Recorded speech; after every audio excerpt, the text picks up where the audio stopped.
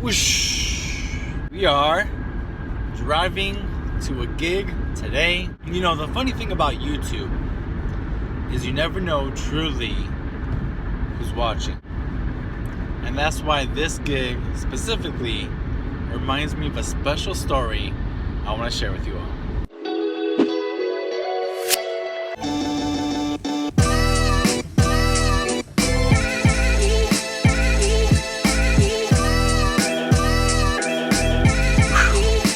This story takes place, or begins, about 3 years ago. Wait, no, 4 years ago. Check out this hotel room though. Fancy. Right? I think. Maybe. Look at that bumping view over there. This is how fancy people live. Right? Maybe. Gotta unpack a bunch of stuff. Always. Oh no, I just fell on the floor. Always say hi to people you're on the elevator with, because you never know who you'll be on the elevator with. We're settling in for night number 1 of a business conference here in Springfield. I was on the elevator, big group of people, everybody's kind of coming in with all their stuff. Obviously, I got a bunch of rest my back. I obviously have a bunch of stuff. Oh my god, my arm just slipped. I obviously have a bunch of stuff that I have to bring in as well, but people are coming in with their fancy suits. It is a business conference.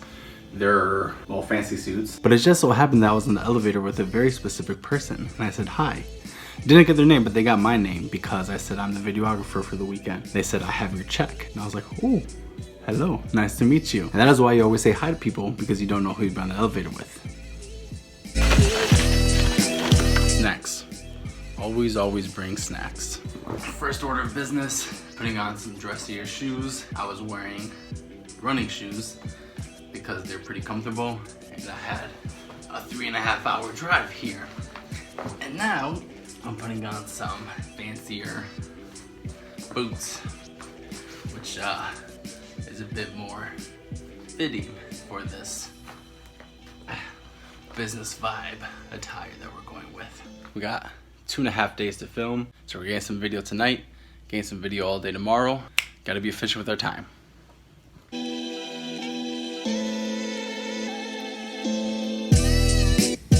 That's the Capitol over there. Nighttime view. Pretty good first night here. Pulled up around 7 o'clock. Did I say 7? I meant 6. 6:40 is when I got here, and it was a good first day. Now, this isn't a photo gig specifically. This is a video gig. It's a videographer role position, and so what that means is I'm going around recapping and covering all the events of this weekend, and then preparing that for a final video showcase to be showcased Saturday afternoon, and then I head out back home to Chicago.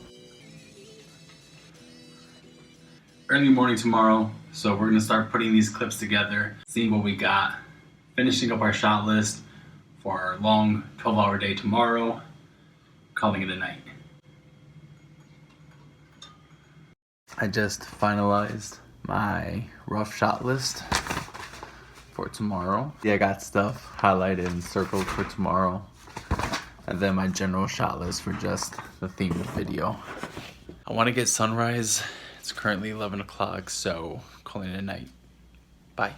Good morning, Springfield. Still waking up. Woke up at 6:30 to get the sunrise. Didn't end up getting the sunrise. Kind of looked outside. It didn't look that immaculate. So I figured if I'm going to do any sort of drone shots or whatever, I'll just do it in the afternoon, because the sun wasn't even looking spectacular at that moment. I tried something new, and it worked pretty well. It was a makeshift photo booth idea thing. I was scared nobody was gonna like really get it, but I think the key thing was music. Always bring music. I put in my Bluetooth speaker, played the top 50, Work like a charm. Gonna edit a little bit now. Want to get ahead of the workflow for this night.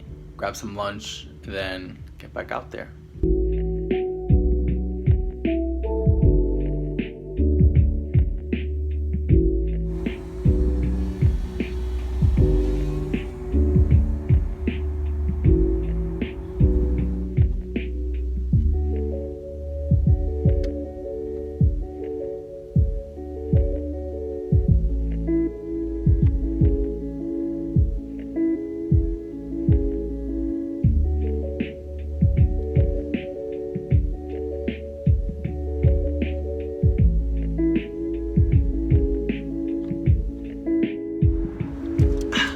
Successful landing. Unlike that last time. We don't talk about the last time. It's always hilarious to me seeing people in a full-on like suit and tie, and then they have sneakers on. I get it. I know why it happens. I've definitely done it myself before. It's just always so funny when I see it though. Oh, Steak and Shake. Alright, we're going to Steak and Shake. Change of plans. The move originally was Panera Bread. That is not the move any longer. We're going to Steak and Shake. I saw it. I want it. I'm gonna get it.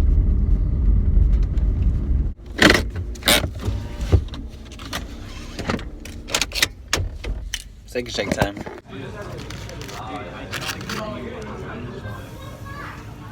Just got back from lunch. / a quick Walmart run. Need to get coffee for tonight. It's gonna be a long editing night. I'm really excited for footage that we got, but it's gonna be a long one. Taking 5 real quick. Gonna head back downstairs in like 10 minutes. That makes no sense. We just relax until then. My phone just resetted for some reason.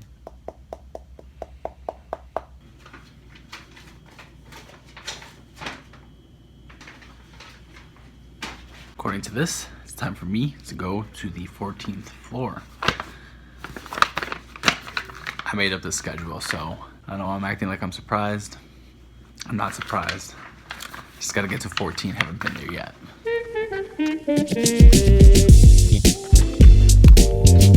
Also, if you're wondering, this is the setup. Maybe a bit over the top, but I like to make sure that I'm gonna get everything I need. So we have a nice gimbal for stable shots. Then we have this guy right here for more hand shots. This is on a 50. This is on 11 to 18. It's a pretty good focal length that covers everything I need. Yeah. We are in a good spot. This is exactly where you want to be. About 3/4 of the day done.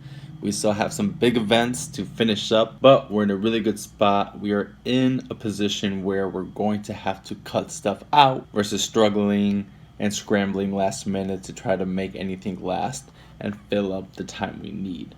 So we're good. We have more than we need. We can finish up this video, get some highlights of the rest of the stuff. I should probably get dinner. I'm gonna get dinner.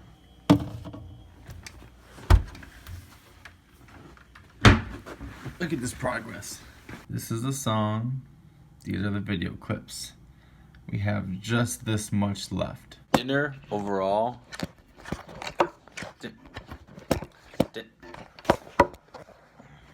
Dinner overall for the entire seminar group is done at 7 o'clock. When I last recorded saying I need to get dinner and I should get dinner, it was at 5:45.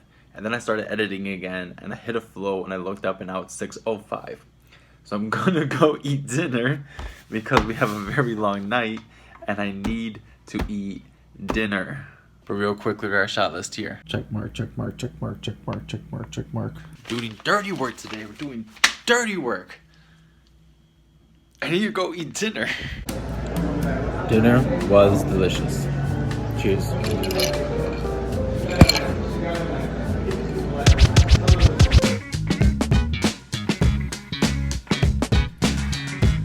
Conference, at least as far as anything I'm recording, is officially done. They have the last day tomorrow. but I won't be here. The video recap will be played at that event, the big screens, which is awesome. Probably won't be around to see it because I'll be hitting the road back to Chicago, but it's pretty dope. Gotta wrap up the edit. We got so much more good footage from the rest of the evening. Gotta put my editor hat on, but I don't want to take anything out. I'm gonna call it a night here. I might be pretty dead tomorrow, but we'll talk then.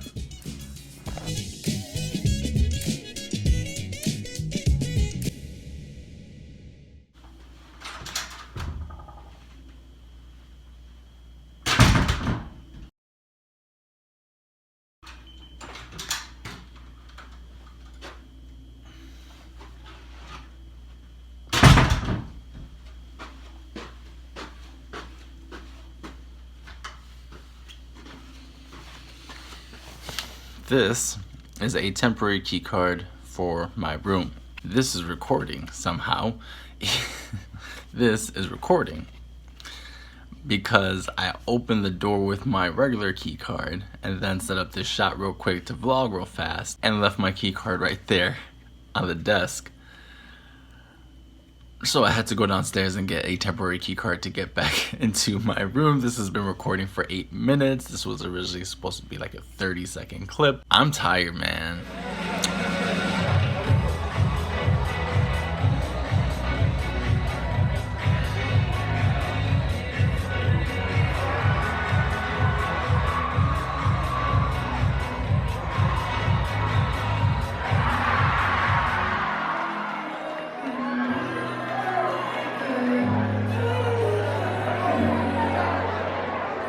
That is a wrap here in Springfield at the Crown Plaza.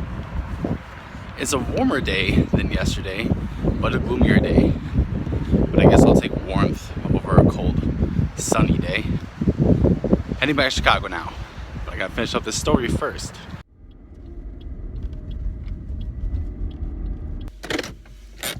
I came to this spot specifically, not because there's really any sort of relevance to it personally, but there's a really cool sign thing over there that says Mr. Lincoln's hometown.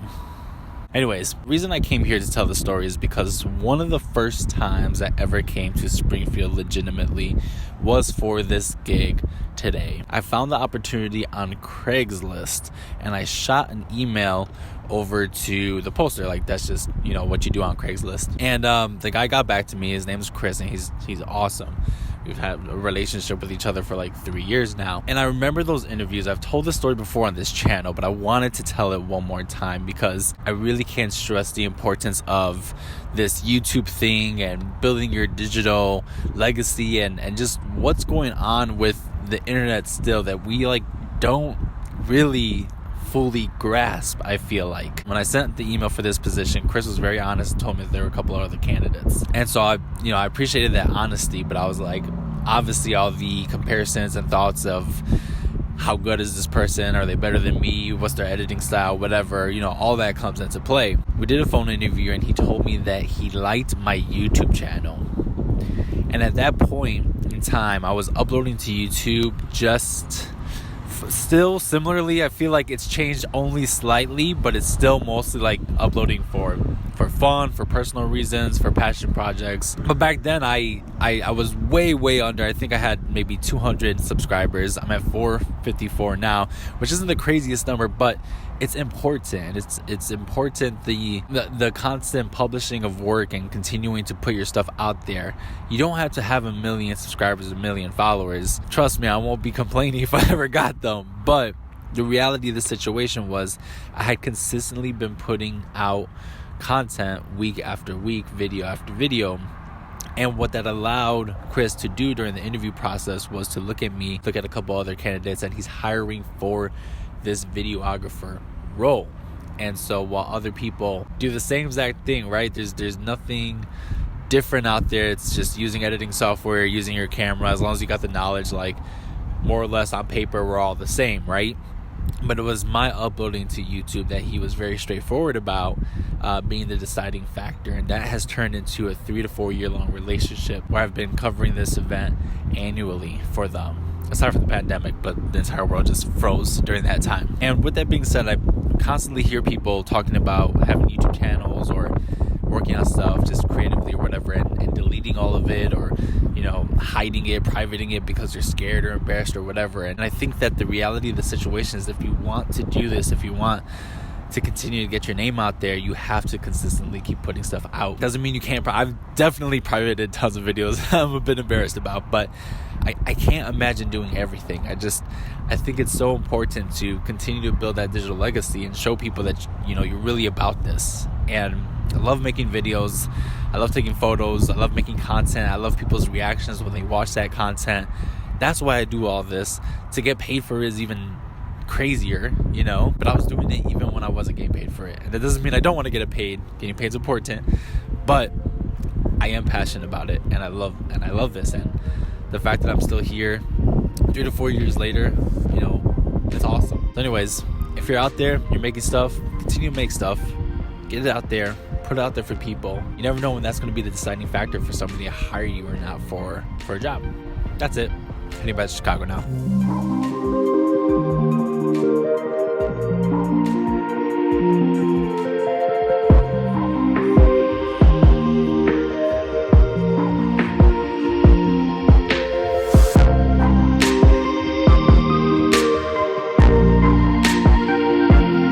There's never not traffic here.